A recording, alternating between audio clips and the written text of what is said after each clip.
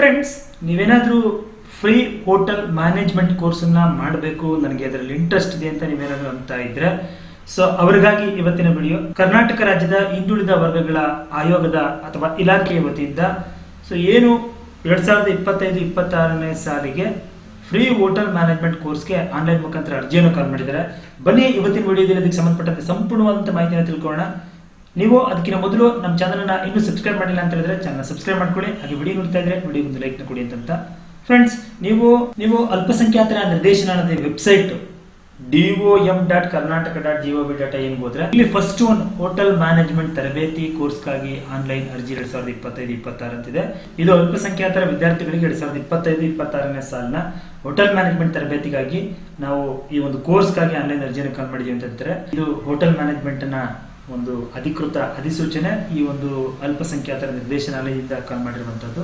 So ಇಲ್ಲಿ ಹೇಳ್ತಾ ಹೋಗ್ತಾರೆ, 2025-26ನೇ ಸಾಲಿಗೆ ಅಲ್ಪಸಂಖ್ಯಾತರ ಕಲ್ಯಾಣ ಇಲಾಖೆ ವತಿಯಿಂದ ಈ ಒಂದು ಸಮುದಾಯದ ಅಭ್ಯರ್ಥಿಗಳಿಗೆ ಉದ್ಯೋಗ ಅವಕಾಶಗಳನ್ನು ಒದಗಿಸುವಂತ ನಿಟ್ಟಿನಲ್ಲಿ ಈ ವೃತ್ತಿಪರ ತರಬೇತಿಯನ್ನ ನಾವು institute of hotel management Bengaluru ಇಲ್ಲಿ ಇದನ್ನ ಅವರಿಗೆ ಉಚಿತವಾಗಿ ಕೊಡ್ತೀವಿ ಅಂತ ಹೇಳ್ತಾರೆ. ಸೊ ಇದಕ್ಕೆ ಸಂಬಂಧಪಟ್ಟಂತೆ ಯಾವೆಲ್ಲ ಕೋರ್ಸ್ಗಳನ್ನ ಇವರು ನಡೆಸ್ತಾ ಇದ್ದಾರೆ, ಇದಕ್ಕೆ ಮಿನಿಮಮ್ ಕ್ವಾಲಿಫಿಕೇಶನ್ ಎಷ್ಟು, ಇದರ ಒಂದು ಈ ಕೋರ್ಸ್ನ ಡ್ಯೂರೇಷನ್ ಎಷ್ಟು, ಮತ್ತೆ ಏಜ್ ಲಿಮಿಟ್ ಎಷ್ಟಿದೆ ಅಂತ ನೀವು ಕೇಳಿದ್ದೆ ಆದ್ರೆ ನೋಡಿ, ಇಲ್ಲಿ ಒಟ್ಟು 3 ತರದ ಕೋರ್ಸ್ಗಳನ್ನ ಮಾಡ್ತಿದ್ದಾರೆ. ಒಂದು ಮಲ್ಟಿ ಕಜಿನ್ ಕುಕ್ ಅಂತೇಳಿ ಒಂದು ಮೊದಲನೇ ಕೋರ್ಸು. ಇದು ಮಿನಿಮಮ್ ನೀವು 10th ಪಾಸ್ ಆಗಿರ್ಬೇಕು, 5 ತಿಂಗಳು ಕೋರ್ಸ್ ಆಗಿರುತ್ತೆ. ನೀವು ಇದಕ್ಕೆ ಅಪ್ಲೈ ಮಾಡೋದಕ್ಕೆ ಮಿನಿಮಮ್ 18 ವರ್ಷ ಆಗಿರ್ಬೇಕು, ಮ್ಯಾಕ್ಸಿಮಮ್ 35 ವರ್ಷದ ಒಳಗಿರ್ಬೇಕು. ಎರಡನೇ ಕೋರ್ಸು F&B ಸರ್ವಿಸಸ್ ಅಂತೇಳಿ. ಸೊ ಇದಕ್ಕೆ 10th ಆಗಿರ್ಬೇಕು. ಇದು 4 ತಿಂಗಳ ಕೋರ್ಸ್ ಆಗಿರುತ್ತೆ. ಸೊ ಈ ಏಜ್ ಬಂದು ಸೇಮ್ ಇರುತ್ತೆ, 18ರಿಂದ 35 ವರ್ಷ. ಸೊ ಮೂರನೇದು ಎಂಟರ್ಪ್ರಿನರ್ಶಿಪ್ ಪ್ರೋಗ್ರಾಮ್ಸ್ ಅಂತೇಳಿ EP ಅಂತ ಕಾಲ್ ಮಾಡಿದ್ದಾರೆ. ಇದಕ್ಕೂ 10th ಪಾಸ್ ಆಗಿರ್ಬೇಕು. ಇದು 1 ತಿಂಗಳ ಒಂದು ಕೋರ್ಸ್ ಆಗಿರುತ್ತೆ. ಸೊ ಏಜು ಸೇಮ್ ಇರುತ್ತೆ. ಫ್ರೆಂಡ್ಸ್, ಏನು ಇದಕ್ಕೆ ಅಪ್ಲೈ ಮಾಡೋದಕ್ಕೆ ವಿದ್ಯಾರ್ಥಿ ಅಂತ ನೀವು ಕೇಳಿದ್ರೆ ಆಲ್ರೆಡಿ ಅಲ್ಲಿ 10ನೇ ತರಗತಿ ಅಂತ ಹೇಳಿದ್ರೆ ಅದನ್ನ ನೀವು ಉತ್ತೀರ್ಣ ಆಗಿರಬೇಕು. ಸೊ ಸಾಮಾನ್ಯ ಅರ್ಹತೆ ಏನಿರಬೇಕು ಅಂತ ಕೇಳಿದ್ದೆ ಆದ್ರೆ ನೀವು ಕರ್ನಾಟಕದ ನಿವಾಸಿ ಆಗಿರ್ಬೇಕು.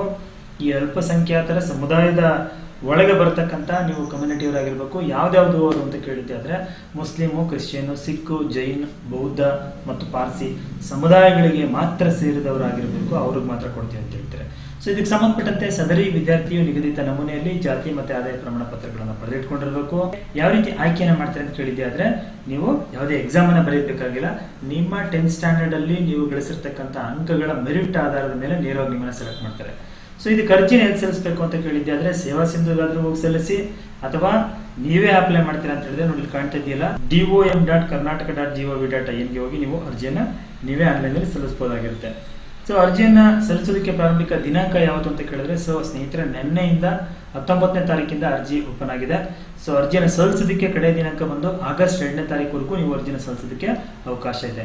ಸೊ ಒಂದಷ್ಟು ಇಂಪಾರ್ಟೆಂಟ್ ಗಮನದಲ್ಲಿಡಬೇಕಂತ ಅಂಶಗಳನ್ನ ಕೊಟ್ಟಿದ್ದಾರೆ, ನೀವು ಇಲ್ಲಿ ಅದನ್ನು ನೋಡ್ಕೊಳ್ಳಿ ಅಂತ ಹೇಳ್ತಾ, ನೋಡಿದ್ರಲ್ಲ ಇದು ಅಲ್ಪಸಂಖ್ಯಾತರ ಇಲಾಖೆಯ ವತಿಯಿಂದ OBC ಯುವತಿಯರಿಗೆ ಒಂದು ಹೋಟೆಲ್ ಮ್ಯಾನೇಜ್ಮೆಂಟ್ಗೆ ಕಾಲ್ ಮಾಡಿರುವಂತಹ ಅರ್ಜಿಗೆ ಸಂಬಂಧಪಟ್ಟಂತ ಸಂಪೂರ್ಣ ಮಾಹಿತಿ.